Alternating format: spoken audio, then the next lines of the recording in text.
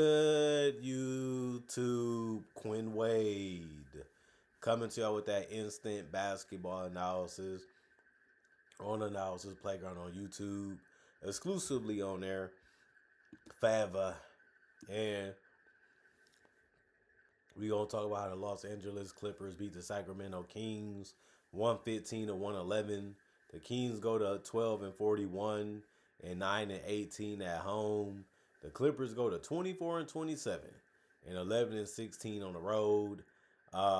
They have a chance to get back to 500 and above, which they haven't been in a long time in this season.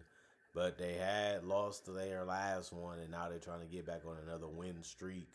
The Kings did win the first quarter 27-17, but they lost the second quarter 31-22, in the third quarter 31-28, and then they won the fourth quarter 35-34, with the Clippers only won by 3 because the Kings kept coming and coming and coming and coming.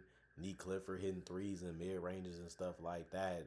And it never really seemed like the game was over until the time became the Kings' enemy. And then it ran out, and that was the end of the game.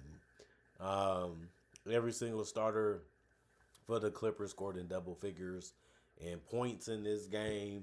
And it was led by Kawhi the Claw Leonard, 36 minutes, 31 points, 9-19 from the field, 1-5 from 3, 12-12 from the free throw line, 9 rebounds, 7 assists. The 7 assists ended up being the most on the team.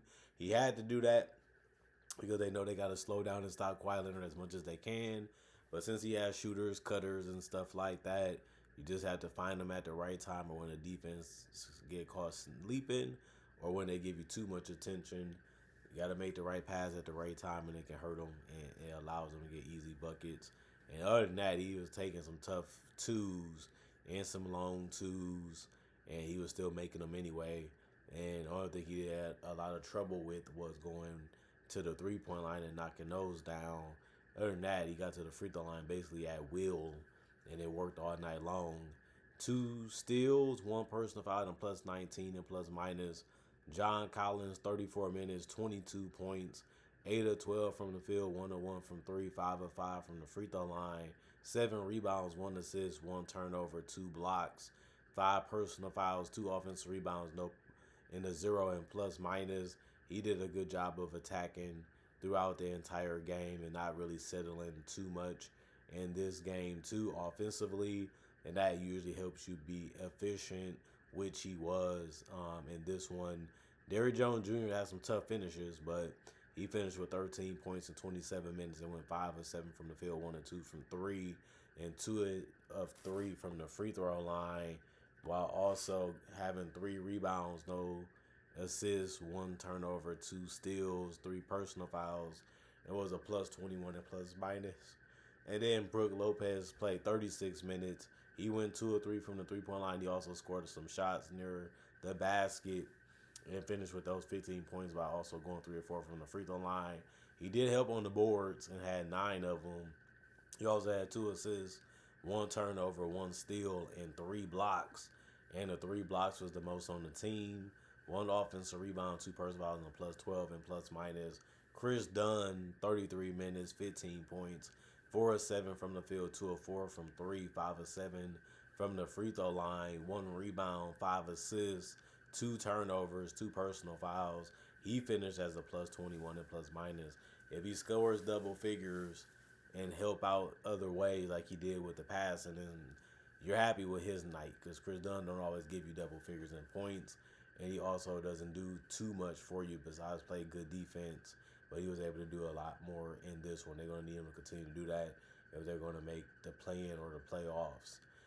Nicholas Batum made a 3 at the top of the key and then missed the other one. He finished for 3 points in 16 minutes. He still had 3 rebounds, 2 assists, and 2 turnovers, and had a 0 in personal fouls and was a minus 13 and plus minus. Yankic, 6 minutes, 2 points, 1 of 1 from the field. He had 1 turnover, no personal foul, finished as a minus 1 and plus minus. Jordan Miller played the most minutes off the bench, which was 24. He had 7 points. He also went 3 or 4 from the field. He missed his only 3. It was 1 of 1 from the free throw line. He also had 3 rebounds, 2 assists, and 2 turnovers, and a steal The steal was the most off the bench. He also had two personal fouls. It was a -10 and plus minus. Kobe Sanders played 18 minutes. He had 1 point. He went 1 or 2 from the free throw line to get it. He also went 0 2 from 3 and 0 5 from the field. Had 5 rebounds, which was the most off the bench. He also had 3 assists. That was the most off the bench. He also had 3 turnovers. That was the most off the bench. And he also had 2 blocks. That was the most off the bench too. He also had 3 personal fouls, 1 offensive rebound out of the 5 that he had. It was a -15 and plus minus. And Cam Christie, 9 minutes, 5 points, 1 or 2 from the field, 1 or 1 from 3, 2 or 2 from the free throw line, no turnovers, no personal fouls, and a -20 in plus minus. And then the Sacramento Kings, DeAndre Hunter, 25 minutes. He had 6 points. He missed every shot besides his first one. He finished 1 of 8 from the field, 0 of 5 from 3. The reason why he scored 6 points was he went 4 of 4 from the free throw line. He did have 1 rebound, 3 turnovers, and no personal fouls. It was a +6 and plus minus. Renard played 26 minutes and had 12 points. He went 6 of 8 from the field, misses only 3, but you just happy he took advantage of getting the easy shots to fall down for him in this one. 5 rebounds and 2 assists, no turnovers. He had 2 steals, 3 personal fouls, and a -5 and plus minus. Russell Westbrook played 20 minutes and had 6 points.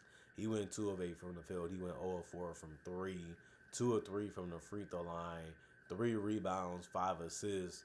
The 5 assists ended up being the most on the team, which is a low amount, but it ended up being the best tonight for them. 2 turnovers, 2 personal fouls, and a -10 and plus minus. DeMar DeRozan played 20 minutes. He only had 5 points. He went 1 of 3 from the field, 3 of 4 from the free throw line. He had 5 rebounds, 1 assist, 1 turnover, 2 steals, and a block. And that's a lot of things that he was doing tonight in those 20 minutes. Like that's a good stat sheet for him. 1 offense rebound, 1 personal foul, and a -4 and plus minus. And then Zach LaVine played 18 minutes. He only had 6 points. He went 2 of 6 from the field, 0 of 3 from the 3-point line, 2 of 2 from the free throw line. Then he had 2 rebounds, 4 assists, 1 steal, 1 block.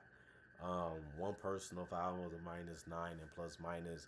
They mainly got a lot of scoring from their bench. Precious Achiuwa played the lowest amount from the bench with 8 minutes. He had 6 points. It was 2 of 4 from the field. He missed his only shots from 3. Those his only misses in the game. Then he went 2 of 2 from the free throw and had a nice block in this game. He also had 4 rebounds, 1 assist, no turnovers, 2 offensive rebounds, 1 personal foul, was a +5. In plus minus, Dylan Carwell played 31 minutes. That was the most off the bench, besides Nick Clifford, who played 33. He did have 14 points and 7 of 11 shooting from the field, all deep in the paint catches and finishes and misses is what he gave you. Besides getting 14 boards, he finished with a double-double. Because of that, he was the only player on the team to get a double-double. He did have 1 assist, 2 turnovers, a steal, and 2 blocks. 8 offensive rebounds, 1 personal foul, and a +6 and plus minus. Malik Monk was spraying them threes, them the only shots that he made. He went 6 of 13 from the field, 6 of 9 from 3. He finished with the most points off the bench with 18 in 22 minutes. He also had 2 rebounds, 2 assists, 1 turnover, 1 steal, 2 personal fouls, and a 0 and plus minus. Daquan Plowden played 14 minutes. He had 8 points. He went 3 of 5 from the field, 2 of 3 from the 3-point line. No turnovers, 3 personal fouls, and a +1 and plus minus. Devin Carter played 22 minutes. He had 14 points. He went 6 of 14 from the field, 0 of 5 from 3, 2 of 3 from the free throw line. He had 4 rebounds, 4 assists, and that was the most off the bench. He also had 1 turnover and a steal, 3 personal fouls, and was a -7 in plus minus. And then Nick Clifford, 33 minutes, 16 points, 5 of 12 from the field, 2 of 5 from 3, 4 of 4 from the free throw line, 2 rebounds, 2 assists, 1 turnover, 2 steals. The 2 steals was the most off the bench, and he also had a block. And then he almost fouled out of this one because he had 5 personal fouls, but he still finished with being a +2 and plus minus and had a good amount of minutes for a guy that came off the bench. But for 92 field goals by the Kings, they shot 45%, 71 by the Clippers, They shot 52%. That's a big difference in field goals attempted for both teams. But they also shot, the Kings did 37 threes. They made 27% of them. 21 threes taken by the Clippers. They shot 43% of them. Both teams shot 86% from the free throw line. Kings had 42 rebounds. The Clippers had 40. Both teams had 22 assists. 11 turnovers for the Kings, 15 for the Clippers. 10 steals for the Kings, 6 for the Clippers. 6 blocks for the Kings, 7 for the Clippers. 12 offensive rebounds for the Kings, 5 for the Clippers. 30 defensive rebounds for the Kings, 35 for the Clippers. 22 personal fouls for the Kings, 18 for the Clippers. And the Clippers, they was trailing. They got in some serious difficulties to get this win from the Kings, but they figured it out. And once they got the lead, they never really looked back. And then it was just about making sure when the Kings make their run, you stay ahead and keep trying to defend and make things tough and make things difficult as much as you can.